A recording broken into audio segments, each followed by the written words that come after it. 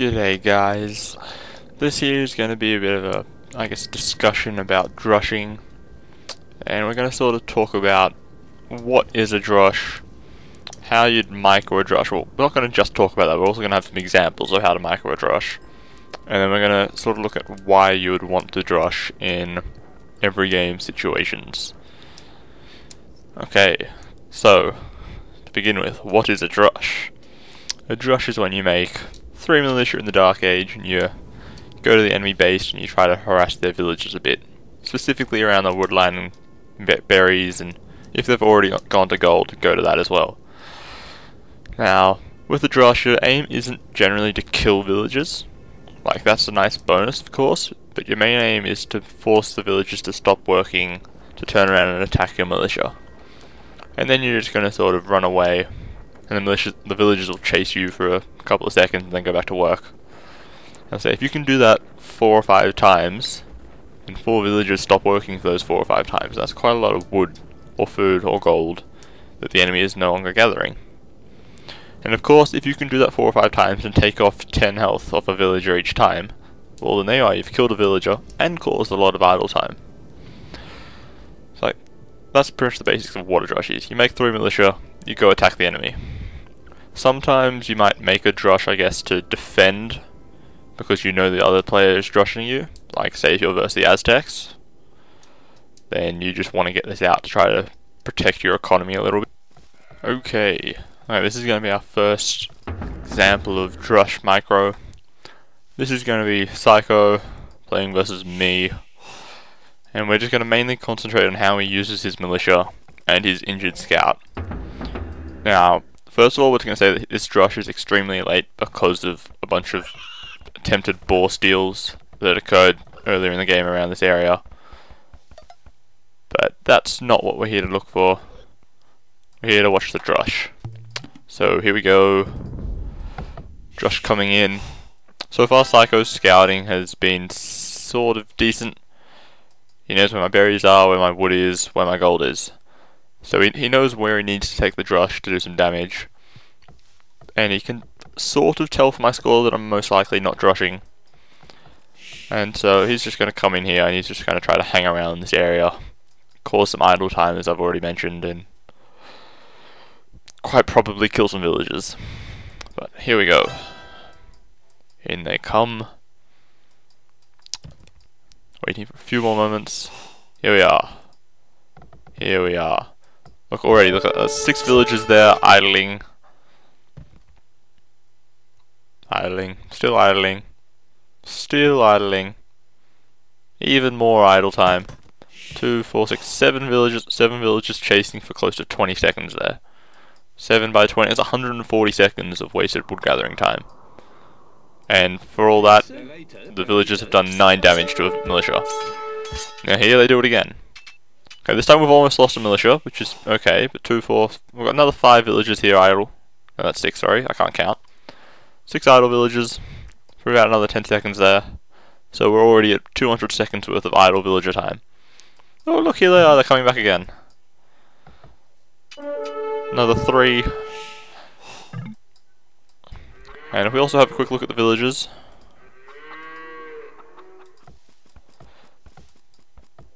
This chick here, she's pretty injured.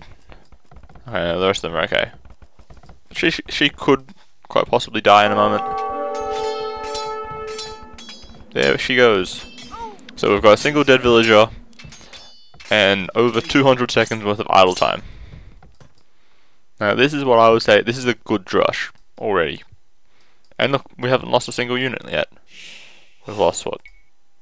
33 health, another 18, another 6, and the scout was already injured from earlier stuff, mainly.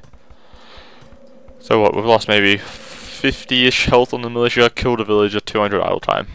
That is excellent. There are, like, this is the perfect way to try to counter a drush. You quick wall. You stick down some palisades and some houses to try to block your villagers in so the militia can't attack you. Now obviously we've protected these 2, but the rest of these are still running around. Got another 5 villagers idling for a bit there. Even more idle time, still haven't lost a single militia yet. Trying to do a little bit more walling. Not gonna happen. Psycho's on the ball here. Oh, oh.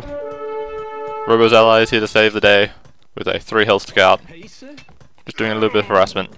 And finally we have lost a militia. At the 14-minute mark, the first militia has died. But we've now successfully got the wall up. And now these militia, if they try to run around, will take arrow fire from the town centre. So at this stage, the Drush is going to be, you would think it's going to be pretty ineffective. Just missed out scouting this archery range. And there's villages around there. But so far this has been absolutely excellent. Got dead villager, shitloads of idle time. And look, you can see from the score, like, look, we're pretty close. But I've got the lowest score in the game. Compared to where I should be, which is about 1k by this stage. And I still haven't made any military yet. It's the 15-minute mark of the game, and I've got no military out on the field. Okay, I've got like an archer now. Woohoo! A single archer. Things are not going well. And the Drush, it's still here. And just with like the amount of health that those 3 units have, they're not really going to be able to do a lot of damage, but they can still cause a little bit of idle time. Like if I turn around to attack these 3 units and kill them, that's still going to be idle for a little bit.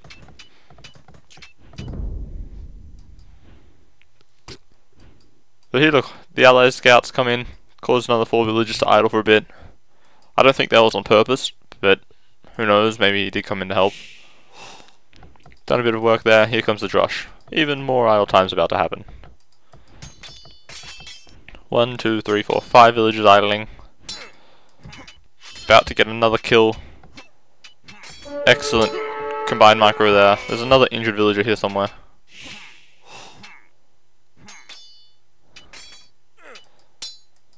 Okay. So we've got 2 dead villagers. I'd say we've got a good 350 seconds worth of idle time.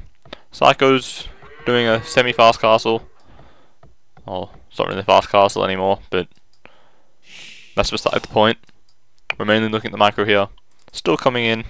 Like what, 3 shots each was going to kill them. Basically at this stage you pretty much just suicide your militia. Do some damage on the villagers. But it's still idle time, look. That dude's not doing anything. These 4 are running around. And you can still get in there and do it one more time. Here we are. The final attack. Oh no, the archers are here to save the day. So, that was excellent use of a Drush from Psycho there. Absolutely wrecked me. Okay, now I had to have a game where I'm doing a Drush, not just getting wrecked. So here we are, playing as the Mayans. Drush coming out a little bit slow, but it's not too bad of a time. And a key thing that you want to watch when you're doing a Drush is you want to keep your scout in the enemy base, seeing what they're doing. You want to see if they're doing a Drush, if they're walling, if they're doing scouts, whatever. Information and map awareness is key in Age of Empires. So here I'm doing some damage to these villages with my scout. That's not really too useful, but I can see that he's quite intent on sending villagers this way. So that sort of tells me that he's trying to do a bit of a wall off. And so,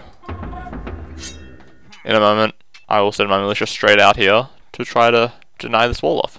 And here we are, we can see them starting to wall. In we go. But I am being drushed at home as well. The conundrum. The conundrum. Now, gonna lose a villager. Villager for militia trade. Not too bad. Technically, I'd say the Drush is still probably winning at this stage. Because they're just sitting idle here. But look. Okay, he got the wall up. But we've got 1 kill. So we've got 1 villager all.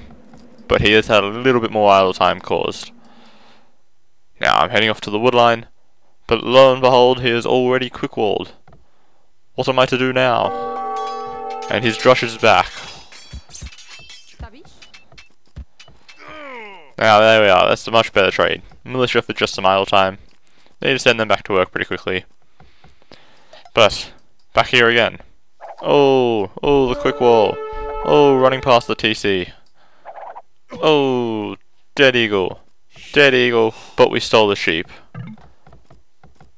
And the Drush is back. Gotta watch them both at once. There we are. Got a free militia there. No kills. A little bit of idle time, but it's not too bad. But my militia, they're still alive, mostly. One guy is still in full health, the other two are about 50%-ish. And they're just going to keep running around. We know there's a wood line over here, so we're going to try to get in there, kill some villagers. Maybe do some idle time. All the usual things. I'm about to get housed. Foresight, amazing. Now, probably not going to kill that villager because she started running a little bit too early. Turn around. Ooh, kill the farm. Kill the farm. Oh, this is brilliant. Ooh, that just cost kick a torp here 60 wood. 60 wood for nothing. Now, 2 more villagers are idling. Not too good of a chance of me being able to kill them. Because one militia's on 1 health, so he can do basically nothing. And Gray's Drush completely wiped off the map. He's still got a scout running around somewhere, but that's not going to do too much. Okay, my militia should go back in there. Yes, good work. And do a little bit more idle time. There we are, picking up the injured militia. Good work there. Now, so far, assuming that no, not assuming, ignoring the farm that I managed to kill there, Gray's Drush has been a lot more effective. We've each lost a single villager, but he caused a lot more idle time at my wood line. But me killing that farm there cost him 60 wood, which is, I don't know, I'd say probably most likely more wood than I probably lost from idle time. So I just managed to pull ahead due to that lucky farm location. Otherwise, Kick a Torp had been much more effective. But this has allowed me to do a pretty safe fast castle build. I've almost got the gold, almost got the food to go up. Just need my buildings, which is excellent. Of course, Torp is doing the exact same thing. He's a little bit later than me, a little bit more population, but same. He's almost got the food, almost got the gold, which is absolutely excellent. Okay, and our final example of Drush Micro. Coming in, this is a Voobly game that I played with old pal Phineas, I don't know, a week or so ago. Got the Drush coming out, and this is just going to sort of show how much of a psychological factor I guess drushing can be if they don't expect it, and if they haven't got anything ready to prepare or defend against it, I guess. So, I'm going to go forward a little bit to speed it up, because we can do that on Voobly. Now, unfortunately at this stage my scouting is absolutely shite. I have no idea where yellow is. This just means my Drush is going to be horrendously late. I should be in the middle of his base already. Probably should have been about 20-30 seconds ago. But not much I can do. Oh, okay, I can't really go too much faster. Perhaps it's laggy. Oh well then. This is still a little bit faster than it would have been. And in we go. Here is the key. There's a house and a barracks. Ooh, is he drushing myself, maybe? I don't think so. But there's a villager. All by itself. Exactly what you want to find.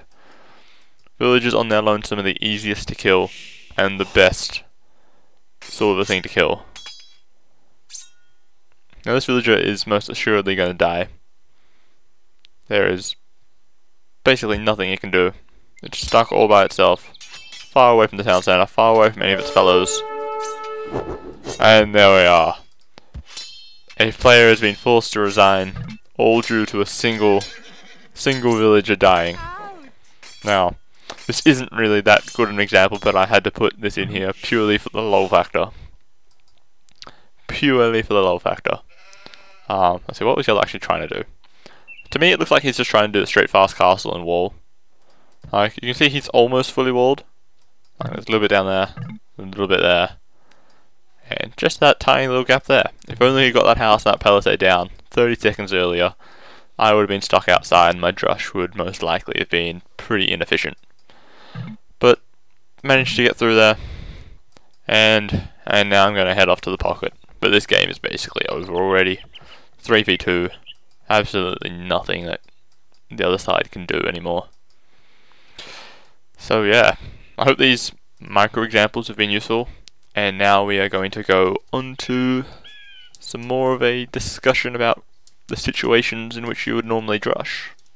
Okay, now we are going to talk about the situations in which you would generally consider drushing to be a good idea, as opposed to doing a normal scout rush or an archer flush or a trush or a forward or whatever.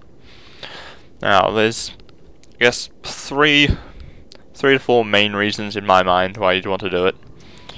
This is definitely not an exhaustive list. I'm sure there are other perfectly viable reasons, but we're going to try to keep this guide relatively brief and not completely bore everyone to death. So now, like the first, like most important reason I would say, or maybe not the most important reason, but an important reason, is what civilization you have. Some civs have got key bonuses that make drushing much more preferable to doing a scout rush or archer rush, and we will go have a look at those bonuses in the tech tree. Aztecs. Let's start with the Aztecs. Villagers carry +5. That is kind of useful, means your economy is a little bit better in the Dark Age, but the main two bonuses that help the Aztecs: your military units are created 15% faster, and your loom is free. So you don't need to gather 10 gold like everyone else. You've got 100 gold, so you can make 5 militia, and because they're created 15% faster, they're going to be created in about the same time as 4 militia for every other civ. So you've got essentially 1 free militia, or in time-wise, not necessarily resources. But like that's pretty good. And this is why if you're ever playing a non-mirror game, any other civ versus Aztecs, you should drush. Always drush. Because if they're going 5 militia, then unless you're able to fully wall really early, you're going to need those 3 militia to ensure that his 5 militia don't wreck your wood lane. Because 5 militia, they will kill villagers in no time. Okay, on to the next civ. The Britons. Now, Britain's only real bonus that will help you is the Shepherd's work 25% faster. But like that's still a good bonus. You're going to get a little bit more food faster, which will allow you to get your militia out a little bit easier.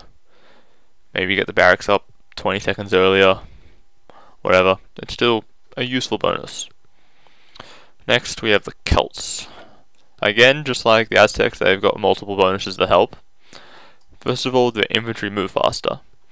So it's a bit easier to micro your drush.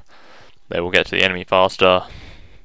Pretty simple stuff. Makes sense, I guess. And their lumberjacks work faster. So that means they can get up their barracks a little bit faster than most other civs. And their drush, combined with the fact they walk faster, will get to the enemy's base a lot earlier than they're expecting. And I guess their sheep bonus kind of helps if you don't want to get your sheep stolen, but basically doesn't really do anything. Chinese, you could technically consider them being decent for drush, because you start off with the extra villagers, but and the farm bonus, saving you a little bit of wood. But it's all down to how good your start is. So if you can't find sheep for a minute, for the first minute of Dark Age, then drushing is completely out of the question. You'll be so far behind the enemy. It's not even worth it. You don't want to go there. You will get wrecked pretty hard, assuming you're playing similarly skilled opponents. Next, okay, we've got the Goths. Main bonus, their barracks works faster. So just like the Aztecs, they will create their militia a little bit faster. And yeah, that's basically it. But it's still a bonus. Still makes drushing a good choice over doing scouts. Next, we have the Japanese. They save 50% of the wood for building their mill and their lumber camp in the Dark Age. That's 100 wood that they've saved already. So that means they can build their barracks a good minute and a half earlier than most other civs. So just like the Celts, and to some extent the Goths and the Aztecs, you can attack the enemy earlier, do a little bit more damage, possibly attack before they have loom. And you see a lot of these bonuses, they all have something to do with getting your militia out faster and attacking earlier. And that's just basically how it goes. Oh, sorry, we missed the Huns. Not needing houses. Pure and simple. Huns can do basically anything in the game. They save so much wood from not needing houses. They save villager time because the villagers don't need to go and build the houses. And they save the walking time because they don't need to walk over to where the houses are. They're never going to get housed. They're never going to have idle TC. It's all just basic things that really help them. Okay. Next we've got the mines. Start off with an extra villager, and their resources last a little bit longer. But like that's semi-useful, I guess. They can maybe do their drush 15 seconds earlier. But the key thing is, and this also goes for the Aztecs, because they don't have a stable, they can't do scouts. And in most cases, you'll drush or you'll go scouts. Like, they're the two simplest strategies that you can do that give you early attacking. Like, you can do like a forward or something like that, but that's pretty intensive on your eco. Like, you need to balance your economy really well. And so that's why Meso civs, that's Aztecs mines, and also to some extent the Incas and the Forgotten will most of the time drush. Okay, I hope that sort of makes sense. But next we've got the Mongols. Hunters work 50% faster. One of the best Dark Age bonuses, well, it is the best Dark Age bonus you can get. They have so much food. You can send, I don't know, I guess you could probably do 5 to wood to get your barracks up earlier. But I guess with Mongols it's not really as useful. Well, it's of course useful, but just making sure you have the food to get the militia out really quickly. Yeah, that's basically it for the Mongols. Okay, well, we're down to the last two civs. Got the Persians. Simple as simple. Plus 50 wooden food. Their barracks is a little bit earlier, and they've got a little bit more leeway in affording the militia. And finally, the Teutons. Their farms are cheaper, so they can get more farms out following the drush, which means their economy will get back to doing a fast castle or going into scouts or something afterwards. A little bit easier than most other civs. Now, I will point out that every single one of these civs can do a drush if need be. Like, there's nothing stopping you from doing a drush with every single civ if you want to, but those civs have bonuses that will make it a lot more effective. Like, if I was, say, playing Aztecs versus Byzantines, and they both drushed, I would be highly surprised if the Aztecs lost. You've got 2 extra militia, you're attacking at a similar time to every other civ, you shouldn't lose, basically. It's that simple. Assuming you can do semi-decent micro. Okay, now that we've done that, second point is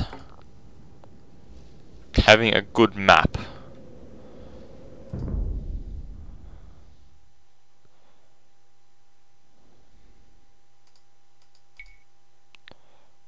Yep. Ooh, Dry Arabia.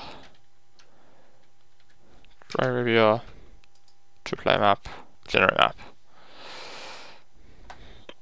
Now this map, not so good for a drush. Like, well, I guess I should probably talk about what you're looking for in your map for a drush. You're looking for relatively easy walls, so you've sort of got this along the front here. You're looking for a safe gold, which we don't really have, and you're possibly also looking for having close steer, which can give you a bit of a food bonus. Now Red's base is much more drush friendly. Got an easy wall off this side, and another easy wall over here. So that gives you this area here, which is a safe forest, and a little bit of this forest, which is safe, and you can relatively easily, like if you build a house here and a barracks, and then another house, you just need to palisade this tiny bit here. And then your whole base is walled in. You've got safe gold, if you mining camp on this side, you've got pretty safe wood, and yeah, that's exactly what you're looking for. These hills aren't too bad, because you're not going to get on this hill because it's walled. This hill's pretty far out, you could just about get a tower here, but that's where your wall would hopefully be. And there, now I can't get into your base. Now, I guess a counter argument would be, for blue, because your base is kind of bad, well, especially when you look at his other resources, like his secondary and third gold, his extra stone, they're all pretty far away. So because his map is bad, he could theoretically say, okay, I need to be on the offensive here. I need to keep the enemy in his base so that he can't take advantage of my pretty bad map. So you could go for a Drush and then follow that up with a forward or an early feudal age into archers or something to try to force the enemy to stay back away from your base. And that is also a valid use of drushing, like a reason to do it, but it's a lot less effective than this one. Assuming that your drush draws perfectly level and your militia kill all of his militia and his scout and your scout and they're all dead, red will be fully walled by the time your archers get to his base. And because he's fully walled, he can fast castle and get out crossbows or knights or some other effective unit that will hurt your feudal army pretty badly. Now, this map gen was actually pretty perfect. It shows off the two main reasons I guess you could consider drushing. And now, our final thing that we're going to talk about is you might drush because you've got, say, a certain strategy that you want to do. Now, this was sort of talked about, or this is sort of related to what your map is like. So, say you want to do a fast castle. Generally, going for a straight fast castle is a horrible idea, because you're going to have no military out to defend your base. But if you do a drush first and then fast castle, then you can kill some of his villagers, cause idle time, and he's going to want to keep his army in his base to kill your drush most of the time, so that you can't keep doing damage. So assuming you can keep him in his base until about the 15-minute mark, you should already be up to the castle age, and a couple of quick walls or a tower, and your base is pretty safe. You're in the castle age, you can now make knights, or crossbows, or whatever it is you're going for. Now, another reason is you want to fully wall your base. Generally, you could possibly do it before the enemy drush or scouts gets to you, but just to be sure, you might want to make some militia, go out, attack the base, cause some idle time, maybe kill some villagers. And then by the time their scouts or archers come to your base, you're fully walled, you're booming, you're slinging, maybe. You're doing something behind your walls. Maybe you've even stonewalled to completely keep him out. Who knows, but you have achieved your aim of walling. Now that's all assuming that you're playing a 1v1. If you're playing a team game, and you're in the flank position, that is, you're on the outsides of the formation for your players, so like I say there's two on the outside and one or two in the middle. The outside ones are the flanks. Now if you're flank, you might think, okay, I want to kill the opposite flank pretty quickly. So you might think, I'm going to go all in for a full feudal war. But generally what will happen is the pockets will fast castle into knights. So just imagine this. Your army, you've got maybe 20 archers out. Your enemy has also got 20 archers. But in comes the enemy pocket with 12 knights. 12 knights plus 20 archers are going to completely wreck your archers. Now if your pocket is, say, helping the other side, or doesn't have as many knights, then your archer army is going to get absolutely wrecked and isn't going to make back much of its costs in the amount of resources you spent on it, the amount of time the villagers have spent gathering those resources. Okay, so generally what you want to do is get to the castle age yourself pretty quickly, so that you can get out crossbows or camels or knights, or something to stop or prevent the opposite pocket, prevent their knights from being able to do lots of damage versus your army. So doing a drush into a fast castle is a perfect way to do that. You still damage your flank, but then you're able to use the superior units you get in castle age to defend yourself. Best of both worlds, I guess. I guess that's the main reason, like that's the thinking behind it in a team game. Like, not to say that you have to drush fast castle, you can still do feudal aggression, but you generally don't want to be in feudal age for a long time. Like the latest, I would say you want to get to the castle age at the 25-minute mark. But even that is really late. That's like a full 7 or 8 minutes where you're being attacked by enemy knights and all you can do to defend is wall up, make spearmen and archers. Or pray to God that your pocket is able to defend you. So yeah, I hope this, I guess, drush discussion has been useful. Sorry it's been a bit delayed. I've just finished uni semester and I got exams coming up, so I've been pretty busy last week. But hopefully this has been worthwhile and you've all enjoyed it. Thanks for watching, guys. See ya.